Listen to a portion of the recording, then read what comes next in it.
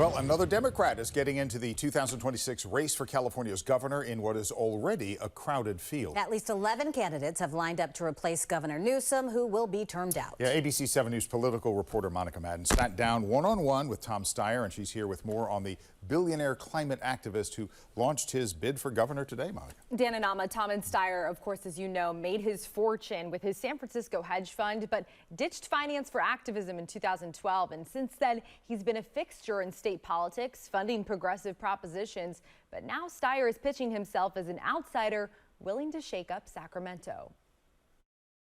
Bring it on. I'm Tom Steyer, and I'm running for governor.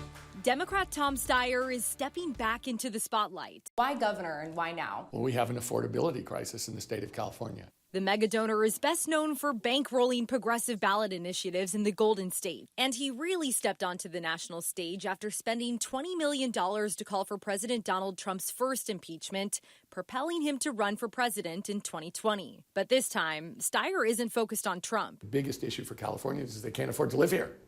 That's a huge deal. And he's running for office at a time when voters are protesting against the ultra-wealthy.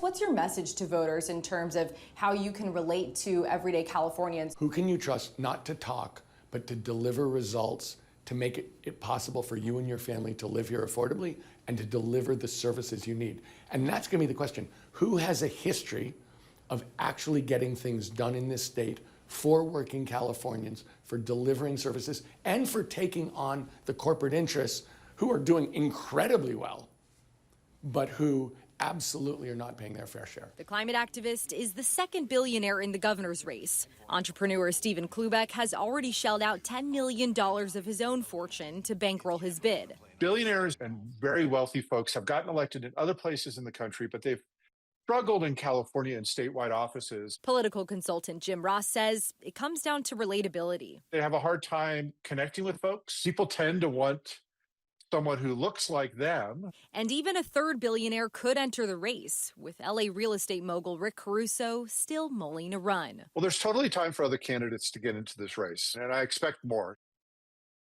And the latest polls really show that this race is anyone's to win before the June primaries next year. A Berkeley IGS poll from late October shows 44% of voters are undecided, with only 2 candidates polling above 10% at this point in the race. Oh, wow. And he had made himself more visible with that Prop 50 ad that came out. So timing. I think that was strategic. Yeah, I think so too.